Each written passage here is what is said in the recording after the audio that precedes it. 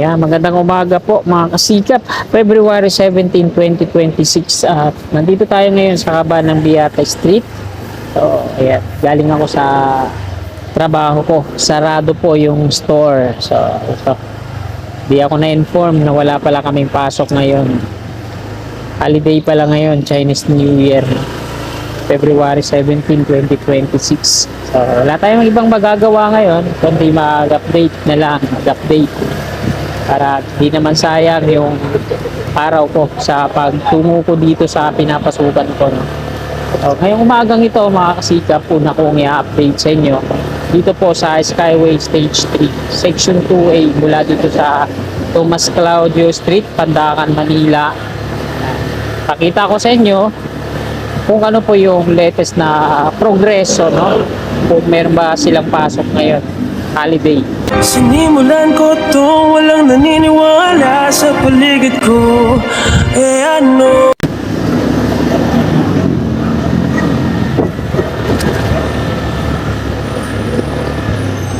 Yung nakikita natin sa ating harapan, yan po yung flyover na madidemolish dahil yan po yung row ng NCR, North-South Commuter Railway Project. Una kong ipakita sa inyo dito sa part na to. Ito yung row niya, no? Yung kung saan una silang mag-drill na mag-ano na kayo dyan? Magdi-drill? Magdi-drill na kayo dyan? Di ba tapos na yung soil testing yan? Maghuhukay na kayo dyan tayo? Pagkatapos si Bawel ko, Marami pang i-demolish dyan? hindi na si Bawel kasi pupunas ko doon. Yung bahay na to tayo sa kanto, i-demolish yan? Di natatamaan? Tatamaan pa rin. Ay, look poste.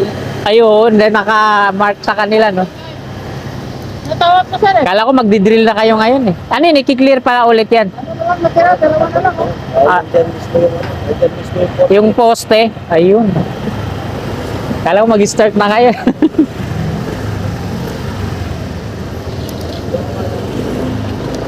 Ayun mga kasika po, sa bahay na to, sa may kanto, yung bilog na kulay blue. Ayun o, sa kaliwa. So hindi po pwedeng hindi ma-demolish tong bahay na to sa kanto.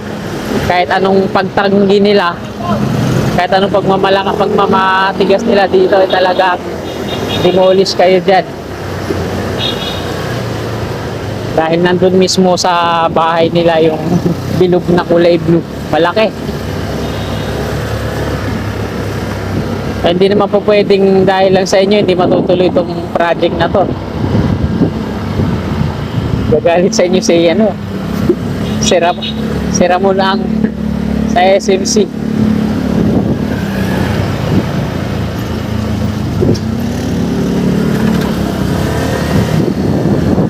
So, dito sa part na to, ito na yung status ngayon, ano. So, ikot muna ako dito sa kaliwa natin para silipin itong dito sa may flyover. So kuha lang tayo na tempo na walang sasakyan, iwas disgrasya.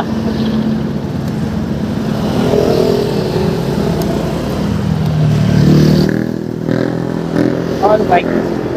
So hindi ako nakapaganda ngayon. Akala ko may pasok kaya di ko nadala yung drone ko. Ito sana yung magandang pagkakataon, di bali, pag uwi ko mamaya, mahaba pa naman yung oras eh. Punta tayo sa Mindanao Avenue, sa NLEX C5 North Link.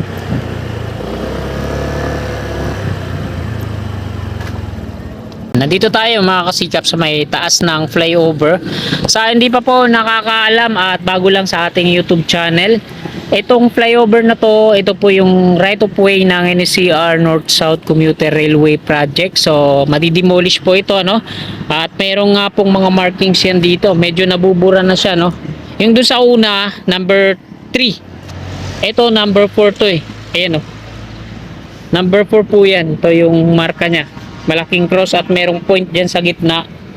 So madidemolish tong flyover na to, no? So ayan, galing tayo kanina dun sa baba mga kasikap. Ayan yung row niya, may excavator na doon na nakapwesto.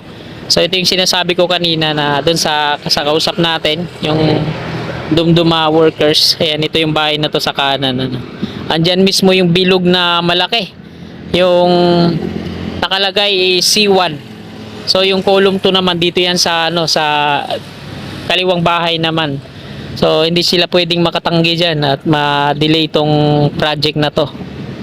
So nakausap ko kasi yung nung nakaraan, nakausap ko yung may-ari diyan. Bumili ako ng Cobra, tas pinasaringan ko lang kung madidemolish sila ano. Sabi nila, paglalaban daw nila yan. So, hindi sila makakatanggi diyan. Kahit makipaglaban pa sila sa ano, talagang hindi pwedeng hindi sila ma-demolish diyan. Pero babayaran naman sila mga kasikap. Ang nagbabayad po sa kanila, DPWH sa ano sa lupa.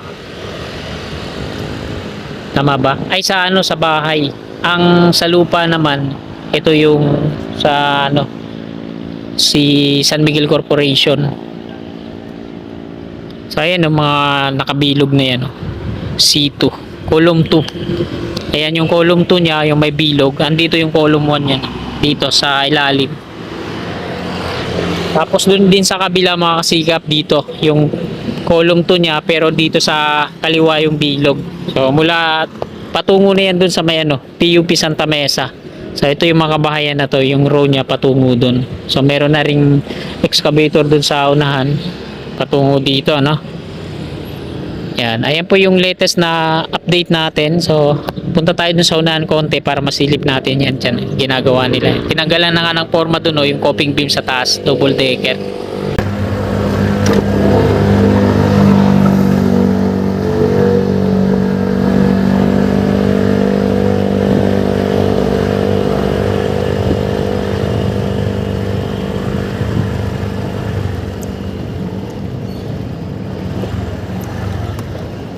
Medyo mainit na sa oras na ito, no?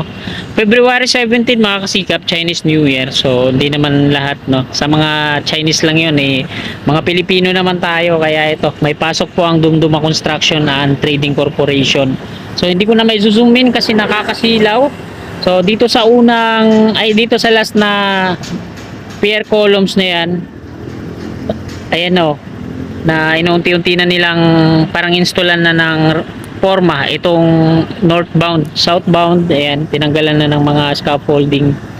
Tapos ito yung pangatlo, meron ng platform sa taas. Tapos doon naman sa double decker, ito yung nasa gitna. Ayan, tinanggalan na po ng forma. Tapos nakabalot pa ng gunny bag, overlock yung coping beam sa taas. So tapos na yan mga kasikap. Doon naman sa dulo, ito yung unang sasalo dito sa Skyway Stage 3. Bali ano, inaayos na nila yung platform mismo. So unahin muna yung southbound, tapos yung mababa na column dito sa katabi niya ay yung northbound. So yuhuli na siguro, no. So ayan, dako tayo doon dahil mainit.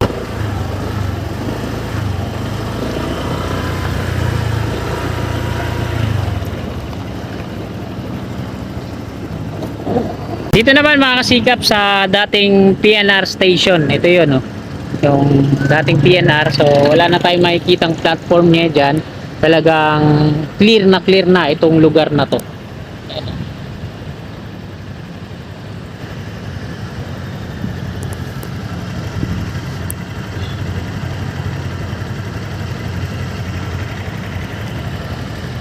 So dito mga kasikap sa kabila, malapitan nating makunan, ano. Yan, yung Skyway Stage 3 patungong Buendia po yan, galing sa Balintawak, yung kabilang dulo naman.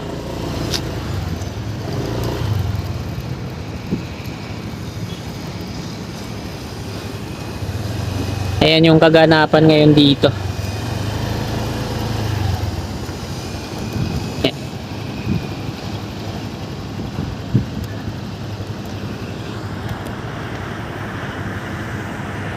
At ayan mga kasikap, hanggang dito na lang po itong video na to. Marami pong salamat sa inyong walang sawa at humpay na suporta kay Kasikap Channel. Kahit di natin na hihit yung $100 sa isang buwan, ayan, magpapangatlong buwan na, di pa rin ako nakakaabot ng $100 dahil mahina nga tayo sa views. Ayan.